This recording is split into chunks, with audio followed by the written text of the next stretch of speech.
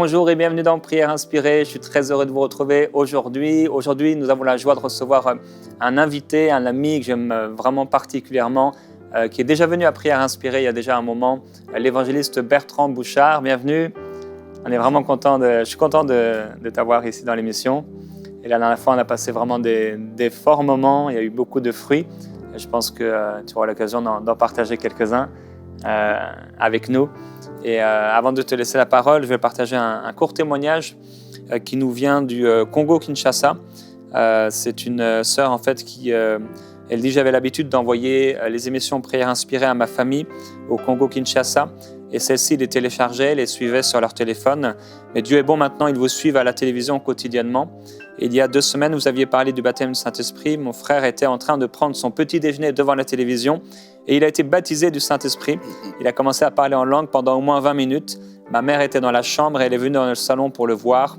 Alors il a voulu témoigner et il prie dans l'église à Tom Senadej et Mbouma qui sont déjà passés ici et qu'on bénit d'ailleurs au passage. Gloire à Dieu, même en prenant le petit déjeuner, on peut être rempli du Saint-Esprit. Et plusieurs d'entre vous êtes en ce moment en train de déjeuner. Et je crois que Dieu a une provision pour vous. Je crois que Dieu est capable de vous toucher, de vous guérir, de vous libérer, de vous encourager, de vous fortifier. Parce que Dieu est bon, les bontés de Dieu, elles se renouvellent chaque matin. Ses compassions, elles ne sont pas épuisées. Et pendant cette semaine, nous parlons comment vaincre l'égoïsme. Nous voulons, et j'ai voulu depuis déjà 2 jours, vous encourager à penser aux autres. Nous avons besoin de penser aux autres et nous rappeler que nous avons été créés pour de riches, bonnes œuvres. Et je crois que c'est vraiment la volonté de Dieu pour nous. Et aujourd'hui, peut-être pour ceux qui ne vous ont jamais entendu ou ne vous connaissent pas, en quelques mots, peut-être vous présenter un peu. Je m'appelle Bertrand Bouchard. J'ai été sauvé à 25 ans et aujourd'hui, j'en ai 89. Et puis, je voudrais juste vous dire que être sauvé, ça veut dire donner notre vie à Jésus-Christ, puis être changé, recevoir une vie nouvelle. J'ai reçu cette vie nouvelle-là en 1956. Puis aujourd'hui, en 2000, on arrive à 2020. Puis je suis un des hommes les plus heureux sur la face de la Terre. Je parais peut-être pas ça, là, mais c'est dans mon cœur. C'est une vie extraordinaire. C'est une vie radieuse, c'est une vie changée. Il y a des épreuves, mais on a quelqu'un pour les vaincre. On a Jésus-Christ. Et puis la Bible dit, tout ce que vous demanderez en mon nom, Jésus a dit, je vous le donnerai. Fait que je peux vous dire que si on y fait confiance, vraiment, là, on s'appuie sur sa parole. La parole, c'est la vérité. C'est le point d'appui pour tout chrétien qui fait le pas de s'engager avec Jésus. C'est la base, la parole de Dieu. Puis si vous vous appuyez sur la parole de Dieu, vous ne serez jamais déçus. Vous auriez, dans les temps de bas, des temps difficiles, vous auriez toujours un encouragement en mettant votre foi dans la parole. Amen. Amen. Et on a j'ai la grâce d'habiter à quelques kilomètres de vous. Et à chaque fois que je vous vois, vous êtes toujours en forme, d'une manière incroyable, extraordinaire. Et que ça puisse vraiment, frères et sœurs, aussi vous inspirer. Le fait d'être passionné pour Dieu à 89 ans. Donc en ligne vers la 90e année. Ouais. Au mois d'août, là. Au mois d'août, OK. Ça va venir bientôt. Et aujourd'hui, donc, on va parler des bonnes œuvres. Que nous avons été créés pour de riches, bonnes œuvres. Amen. Amen. Oui, allez-y. Fait que j'ai choisi un passage dans le livre d'Éphésiens, le Nouveau Testament. C'est dans le chapitre 2, à partir du verset 8. On va lire 3 petits versets là, qui sont vraiment le point culminant. C'est vraiment la partie. Écoutez bien ceci. Ça dit, au verset 8, « Car c'est par la grâce que vous êtes sauvés, et par le moyen de la foi. Et cela ne vient pas de vous, c'est le don de Dieu. Et ce n'est point par les œuvres, afin que personne se glorifie. Car nous sommes son ouvrage, ayant été créés en Jésus-Christ pour de bonnes œuvres, que Dieu a préparées d'avance, afin que nous les pratiquions. » Amen. Ici, là, il y a beaucoup de confusion dans cette écriture, dans le verset 9. Ça dit, « Ce n'est point par les œuvres que vous êtes sauvés, afin que personne ne se glorifie. » Puis là, les gens disent, « Ben oui, c'est pas par les œuvres. » La Bible dit, « Non, c'est pas par les œuvres. » Mais la Bible nous dit qu'on est sauvé. On n'est pas sauvé par les œuvres, mais on est sauvé pour les œuvres. La Bible dit qu'on a été sauvé en Jésus-Christ pour de bonnes œuvres. Alors, quand on est sauvé, si on ne porte pas de fruits, les œuvres, c'est le fruit qu'on peut porter. Quelle sorte de fruit? Bien, le fruit de l'esprit, c'est l'amour, la paix, la joie, la patience, la bonté, la bénignité, la fidélité, la douceur et la tempérance. Si vous portez ces fruits-là, ça, vous êtes dans le chemin des bonnes œuvres. Et les bonnes œuvres, c'est d'aller, comme Jésus nous a dit, nous a commandé, il dit, allez, chasser les démons, purifier les lépreux, guérissez les malades, ressusciter les morts, annoncer la bonne nouvelle. Ça aussi, c'est des bonnes œuvres. Ce n'est pas des œuvres qu'il faut oublier. On ne peut pas tout faire ça dans la même journée, mais on peut en faire. On peut faire des œuvres pour Dieu, dans le royaume de Dieu, quand on est né de nouveau, qu'on appartient à Jésus-Christ, à l'Église de Jésus-Christ. Eh bien, il y a toujours des bonnes œuvres qui doivent sortir de notre cœur. Aider les autres. À cet instant, il y a tellement de monde mal pris, pauvre, du monde qui sont démunis. Il y a toujours quelque chose à faire. Une fois par année, Jonathan, il est mon fils, il arrête, il se fait donner par du monde qui en ont de trop. Il se fait donner du linge, des couvertures, des mitaines, des bas, toutes sortes de choses comme ça. Puis il va mener ça aux démunis à Montréal. Il s'en va au parc L'Homme-Blanc, je pense qu'il appelle ça, ce parc-là. Puis les démunis s'en vont pas mal toutes là.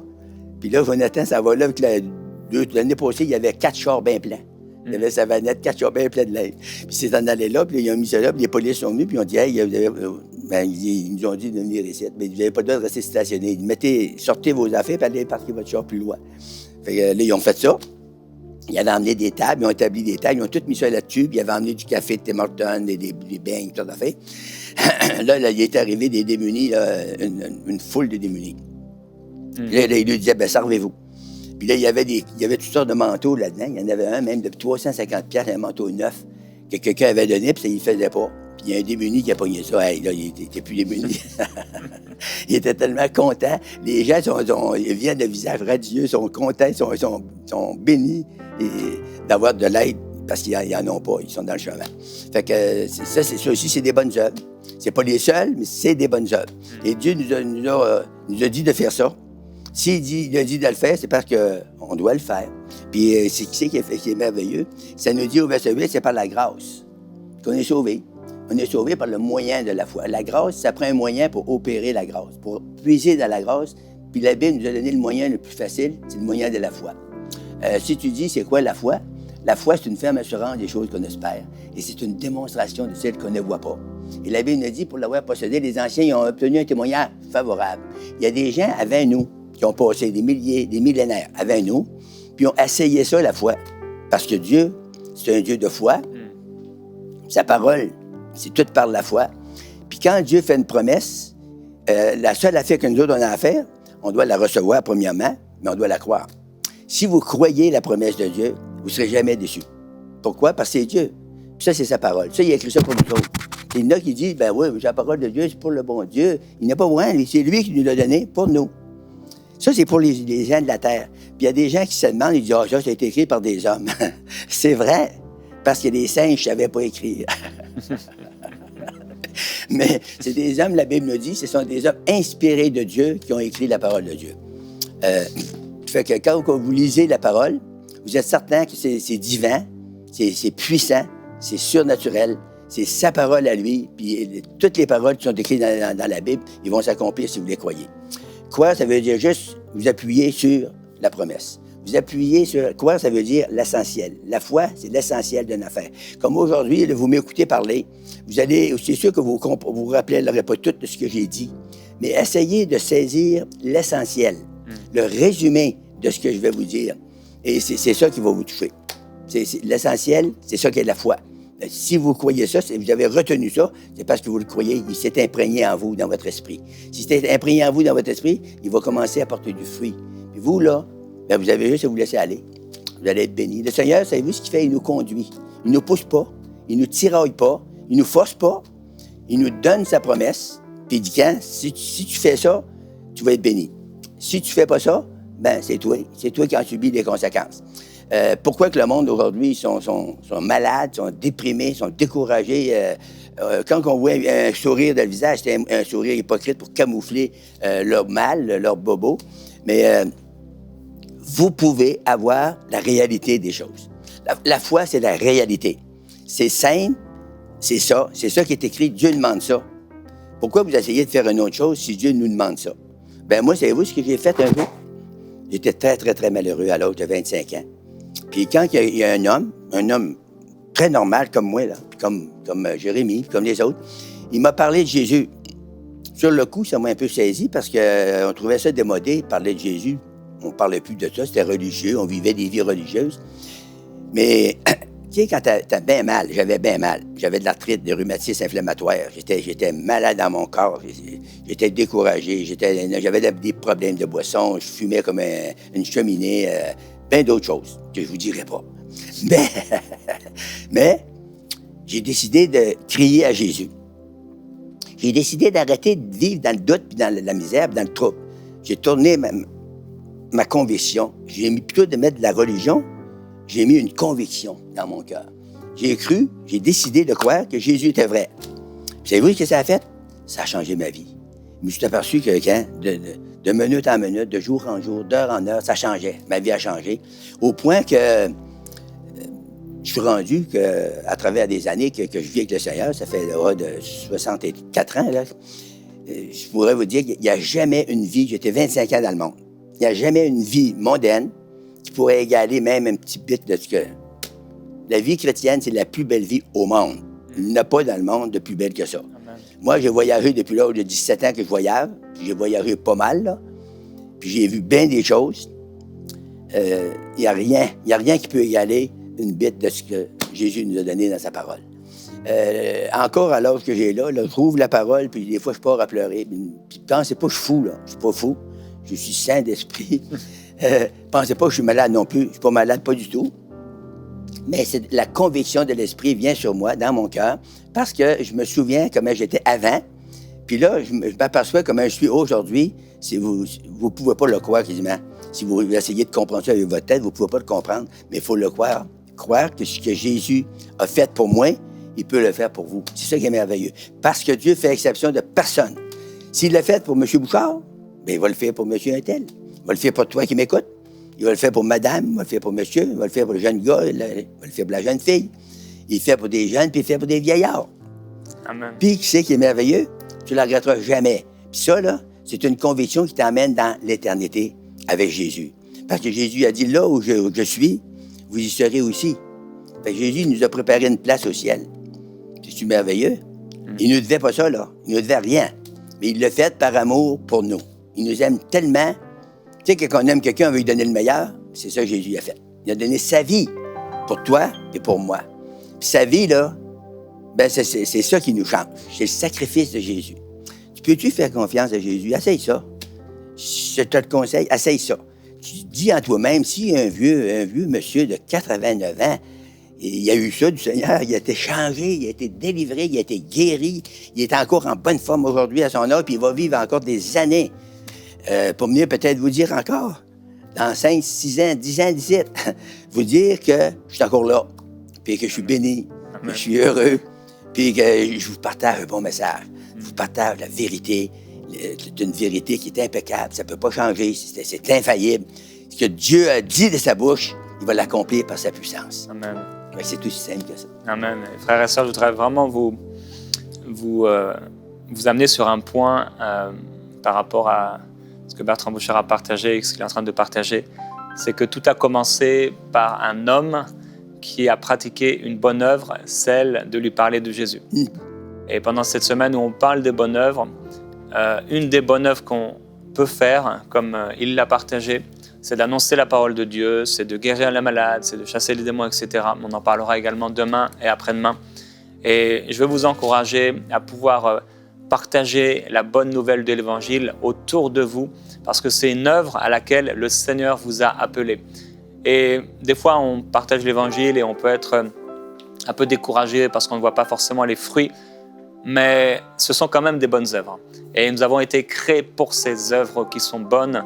Et cet homme-là, ce jour-là, ne s'attendait certainement pas à ce que Bertrand Bouchard naisse de nouveau, qu'il soit guéri de ses maladies qui rendaient sa vie terrible, et que des années après, 50, 60 ans après, ils sont en train de prêcher l'Évangile. Alors, une œuvre bonne, frères et sœurs, ça non seulement vous apportera des récompenses éternelles, mais dans cette vie présente, ce que vous faites pour le royaume de Dieu est non seulement efficace, mais cela apportera du fruit pour le royaume de Dieu. Alors je vous encourage, ne soyez pas découragés, mais plutôt continuez, persévérez, à faire les œuvres à laquelle Dieu vous a appelé, que Dieu vous a appelé à faire. Amen. Vous avez encore une chose à partager? Oui, je peux vous emmener dans Matthieu, le chapitre 5 et le verset 16. Nous lisons ceci. Jésus a dit ceci, que votre lumière luise ainsi devant les hommes, afin qu'ils voient vos bonnes œuvres et qu'ils glorifient votre Père qui est dans les cieux. J'aimerais revenir sur le monsieur qui m'a emmené à l'Évangile. Il m'a parlé du Seigneur. Cet homme-là, il n'avait aucune instruction. Il savait lire un peu, là, mais il savait juste ça. Puis c'était un gros travaillant, un gars qui travaillait dans le bois. Moi, quand je suis arrivé là, quand il a commencé à me parler de Jésus, moi, là, je blasphémais, là, ça sortait, là. Puis là, je voyais qu'il ne pouvait pas te faire ça. Il était très, très, très mal à l'aise. Il est venu les oreilles rouges, il est venu le visage tout rouge. Puis là, il se demandait probablement quelle sorte de fou que j'étais. Puis là, il m'a parlé de Jésus quand même. Puis il m'a dit, c'est écrit. Moi, mais j'ai écrit. Dans quoi c'est écrit? C'est écrit dans la Bible. Il dit, la Bible, c'est écrit. C'est la parole de Dieu. Si on ne peut pas lire la Bible, on ne connaît pas ça. Je n'avais jamais vu une Bible. 25 ans, j'avais jamais vu une Bible. Voyez-vous comment est-ce qu'on est ignorant? Peut-être que c'était votre cas aujourd'hui. Peut-être que vous n'avez jamais lu la Bible. Mais c'est ça, le secret de la vie, c'est lire la Bible. Fait que là, il m'a donné un petit Nouveau Testament, j'ai commencé à lire. On va sauter des bouts, là. Plusieurs années plus tard, j'arrive là, il était découragé. Ça fait plusieurs années que je ne l'avais pas vu, là. Je m'en vais chez eux, il était découragé. Il était malade, il avait de l'eau sur les poumons, puis là, Puis j'ai dit, ben là, je vais prier pour toi. Le Seigneur va te guérir ton eau sur les poumons. Fait que là, j'ai prié pour lui. Mais là, il me disait des paroles négatives. J'ai dit, écoute, là, écoute-moi bien. Il dit, j'ai jamais amené personne au Seigneur, j'ai amené juste toi. Mais il dit, écoute-moi bien, écoute ce que je vais te dire là. Toi, tu m'as amené moi. Mais moi, ça fait des centaines que je conduis au Seigneur. Mais j'ai dit, ces hommes-là, c'est pas moi, c'est toi qui les as amenés au Seigneur. C'est à cause de toi. Si tu ne m'aurais pas parlé, ils ne seraient pas venus au Seigneur. Moi, j'aurais pas été sauvé. Fait que là, il dit, si on prend ça comme ça, il dit, on ne peut pas le prendre demain. C'est comme ça. Fait que là, ça l'a consolé, ça l'a encouragé, puis là, il a recommencé à témoigner. Voyez-vous, le diable, l'ennemi de vos âmes, il va essayer de vous décourager, mais laissez-vous pas truquer par lui, là. C'est un menteur. La Bible nous dit, quand il parle de son propre fond. C'est un mensonge qu'il va vous conter. Il ne peut pas vous dire la vérité, puis c'est un menteur. Fait que la vérité, c'est Jésus. Lui, il va vous dire la vérité. Fait que laissez-vous pas décourager. Je sais qu'il y en a que je vous parle, vous êtes découragés. Vous avez suivi le Seigneur pour un temps, et là, vous avez eu des obstacles, vous avez eu des épreuves, puis vous avez lâché. Mais écoutez bien ceci. Si vous lâchez, vous restez comme ça, c'est de valeur pour vous et pour vous autres. Vous allez mourir malade, vous allez mourir dans la défaite, vous allez mourir découragé. Mais pourquoi mourir de même? Faites juste vous tourner, je vous parle, là. Tournez-vous vers le Seigneur pendant que je vous parle. Écoutez les paroles que je vous dis. Puis moi, je vous dis que dans le nom de Jésus-Christ, là, vous pouvez revenir sur vos pieds maintenant et recommencer à témoigner des paroles de Dieu, recommencer à partager votre témoignage, puis à encourager d'autres personnes. Puis si vous le faites pour d'autres, le Seigneur va le faire pour vous. Il va vous bénir, il va vous fortifier, il va vous encourager, et puis vous allez repartir à nouveau. Puis on a le droit de tomber, mais on n'a pas le droit de rester là. Quelqu'un qui tombe, qui se relève. Vous pouvez vous relever. Mettez votre foi en Jésus. Écoutez ce qu'on dit ce matin. Puis on va prier pour vous. On va prier avec vous. Et Dieu va vous délivrer. Dieu va vous fortifier. Dieu va vous animer d'un esprit de courage, de force. Et vous allez continuer à vivre pour Jésus-Christ. C'est ça que Dieu veut pour vous. Amen. Amen. Gloire à Dieu. Alors on va prier, frères et sœurs. On va se tourner nos regards vers le Seigneur. Et on croit que oui, aujourd'hui va se passer quelque chose dans votre vie, que le Seigneur va vous encourager par sa puissance. Gloire à Dieu. Père, je te glorifie. Merci parce que tu es merveilleux. Merci parce que tu es bon.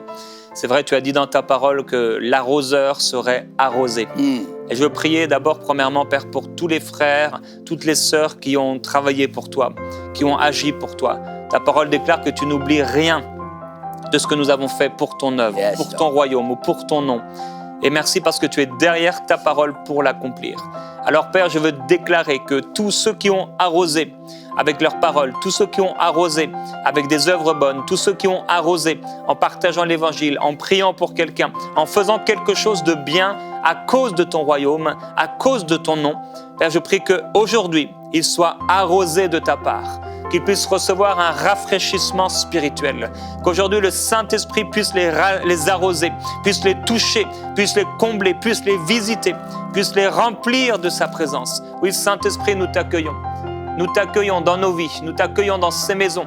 Nous te demandons de venir agir avec force, avec gloire, qu'il soit rempli du Saint-Esprit, qu'il soit aujourd'hui encouragé et fortifié par ta présence, par ta parole, par ton nom puissant. Nous t'adorons, Jésus-Christ. Tu es tellement extraordinaire. Tu es tellement merveilleux. Nous voulons faire et accomplir ce que tu nous appelles à faire, ce que tu nous appelles à accomplir. Nous ne voulons pas nous décourager, mais aujourd'hui, nous nous relevons.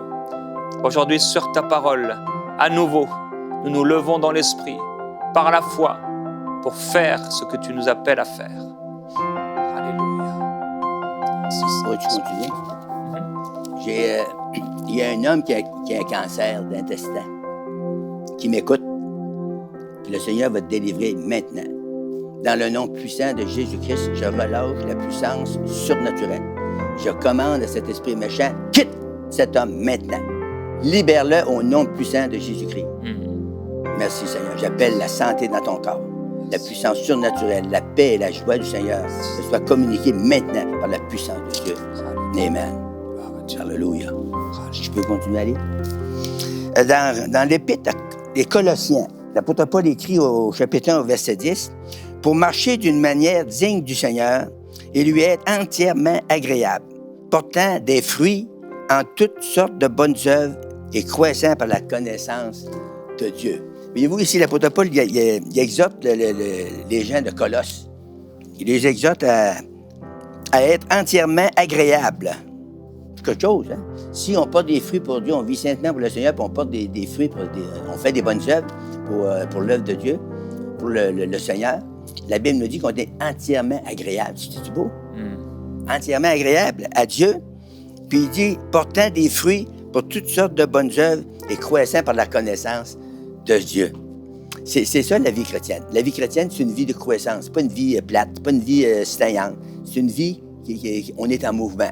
On est toujours en mouvement. Même la nuit, quand vous dormez, vous avez des choses du Seigneur. Le Seigneur, par son Esprit Saint, il vit en vous. Fait que là, il se révèle dans votre cœur, puis il brise des vieilles chaînes, des fois, qui veulent revenir, des vieux démons, comme le monde dit. Là. Le Seigneur travaille dans nos cœurs, puis il nous prépare pour la délivrance. Puis il y a que toujours quelqu'un qui va avoir des ministères de délivrance. Il y a toujours quelqu'un qui va avoir la foi pour la délivrance. Ça baisse. Peut-être ça a baissé dans ton église, peut-être qu'il n'y en a plus dans ton église, mais on ne te parle pas d'une église ce matin, on te parle de Jésus-Christ. Lui, puis ses enfants qui le servent aujourd'hui, peuvent t'apporter la délivrance. Et le Seigneur nous a envoyés pour ça. Aller délivrer les captifs, relâcher libres les captifs, les opprimés, les malades, ceux qui souffrent dans leur esprit, dans leur âme, dans leur corps, dans leurs émotions, dans leurs finances même. Dieu est là, il t'écoute et il est attentif au cri de ton cœur. Si tu n'es pas capable de crier fort avec ta voix, dépendant des circonstances ou de la place que tu demeures ou n'importe quoi, crie dans ton cœur. Tu sais, tu peux dire dans ton cœur, Seigneur, j'ai besoin de toi. Je soupire après toi. Je te veux, Seigneur. Puis parlez à Dieu. Dieu va vous toucher par son esprit. Il l'a promis dans sa parole. Puis Dieu n'est pas menteur. Sa parole est la vérité. Puis si tu cries dans ton cœur, dans le nom de Jésus, maintenant, je relâche la puissance de Dieu sur toi. Je sens l'onction de Dieu sur moi, puis je la relâche sur toi. Tu vas être délivré, tu vas être touché, tu vas être fortifié, tu vas être encouragé et tu vas être béni. Amen. Lâche pas. Encourage-toi, puis marche par la foi. Fais des pas de foi. Amen. Amen. Gloire à Dieu. Père, je te remercie parce que tu es celui qui relève. Tu es celui qui relève la personne qui est dans la fosse. Tu es celui qui étend ta main et tu nous délivres des grandes eaux. Tu es celui qui prend ce que nous étions et qui en fait quelque chose de nouveau. Je te remercie, précieux Saint-Esprit. Merci mon Dieu, merci mon Père, parce que tu ne nous abandonnes pas, tu ne nous délaisses pas, et tu nous transformes. Merci, je parle ta vie, je déclare ta parole sur tous ceux qui écoutent aujourd'hui, ceux qui prient avec nous. Yes. Merci parce que tu ne les abandonnes pas. C'est un mensonge de croire que tu vas les abandonner. Nous proclamons ta parole de vérité. Tu as déclaré, tu donnes ta vie pour tes brebis. À combien plus forte raison aujourd'hui, alors que tu as donné ta vie, tu veux prendre soin de nous. Merci pour cette personne parce que tu l'enlèves, tu la tires, Seigneur, de ces mauvaises circonstances. Tu la délivres de ses addictions. Tu la délivres de ces circonstances qui lui font du mal. Yes, Alléluia. pour te servir d'elle. Merci parce que tu fais de cette personne un vase d'honneur utile pour toi, afin de te glorifier. Comme l'apôtre Paul, qui disait auparavant, j'étais un homme emporté. Mais la grâce de Dieu s'est manifestée pour moi. Qu'il en soit ainsi, Père, dans la vie de tous ceux qui écoutent. Ta grâce se manifeste encore dans leur vie pour qu'ils puissent te servir. Alléluia. Amen. L'apôtre Paul écrit à Timothée, qu'il avait emmené lui-même au Seigneur, dans le chapitre 6, le verset 18, il dit ceci: « Recommande-leur de faire du bien, d'être riche en bonnes œuvres. » Voyez-vous, les bonnes œuvres, c'est écrit partout dans la Bible. J'ai emmené 9 versets ce matin. Il y en a beaucoup, beaucoup plus que ça, là. C'est un élément très riche dans la vie de chaque croyant. Si on est des croyants, on va automatiquement, on va porter des bonnes œuvres. Mais les gens, des fois, ils baissent dans leur vie spirituelle. Ils viennent pas dans leur vie spirituelle. Ils viennent qu'ils vont s'occuper plus des choses du monde que de leur spiritualité. Mais vous ne devriez pas faire ça parce que c'est votre spiritualité qui va vous traîner dans l'au-delà. C'est pas les choses de la terre. Puis il dit ici, je recommande leur de faire du bien, d'être riche en bonnes œuvres et d'avoir de la libéralité et de la générosité. Ça s'est perdu dans les églises aujourd'hui. Beaucoup. Il en reste. Je ne dis pas qu'il en reste pas. Il en reste. Et c'est très, très, très riche. C'est très bon pour ceux qui le font. Mais il y en a beaucoup, beaucoup, beaucoup. Moi, je voyage dans beaucoup d'églises. Et je sais ce que je vous dis là, c'est vrai. La Bible nous dit que dans la fin des temps, que l'amour du plus grand nombre se refroidira. Faire des bonnes œuvres, ça dépend de l'amour que tu as dans ton cœur, pour ton frère, pour ton soeur, pour tes amis, pour les démunis. C'est l'amour que tu as dans ton cœur. Si ton amour a baissé, a diminué, comme que le Seigneur il a prédit, ça va être de même dans la fin des temps, c'est là qu'il faut se réveiller. C'est là qu'il faut se toucher et dire « Wow, est-ce que je suis comme ça, moi? » Si tu es comme ça, il faut que tu décides de le changer. Si tu ne le changes pas, ça va très mal aller dans ta vie, puis ça va finir mal. Parce que la Bible veut qu'on finisse avec lui, avec sa parole, en règle avec sa parole. Puis l'Esprit de Dieu, ça marche avec la parole. Il y en a qui disent « J'ai l'Esprit, j'ai l'onction, j'ai l'amour. » Ils ont de l'amour, mais c'est drôle, ils font rien. Ça, c'est des paroles vaines. C'est comme des veines redites. Hein. Le monde dit tout la même fois, moi j'ai de l'amour. Puis non, il prie pour avoir de l'amour. C'est pas ça, il faut que tu pries. Il faut que tu pries pour avoir de l'esprit. L'amour, c'est un fruit de l'esprit. Le fruit de l'esprit, le premier, c'est l'amour, la paix, la joie. Donc, si tu pries pour avoir de l'amour, c'est pas de la bonne affaire. Tu pries pour avoir de l'esprit, puis automatiquement, tu vas avoir de l'amour. Puis tu vas avoir de la paix, puis tu vas avoir de la joie. Il y en a qui disent, moi, Seigneur, donne-moi de la patience. C'est pas bon. Jamais tu prieras ça, c'est pas ça, il faut que tu pries. Tu dis, Seigneur, remplis-moi d'esprit, puis il faut avoir de la patience. Amen. Frères et sœurs, vous avez entendu aujourd'hui ce message et cette conclusion. Vous avez besoin de prendre une décision pour le bien. Alors, dans la prière, dans les prochaines minutes, je vous encourage vraiment avec le Seigneur à prendre cette décision. Seigneur, est-ce que je suis comme ça? Est-ce que j'ai oublié de faire des bonnes œuvres? Et qu'aujourd'hui, vous puissiez prendre une décision pour le bien. On va se retrouver demain dans Prière Inspirée.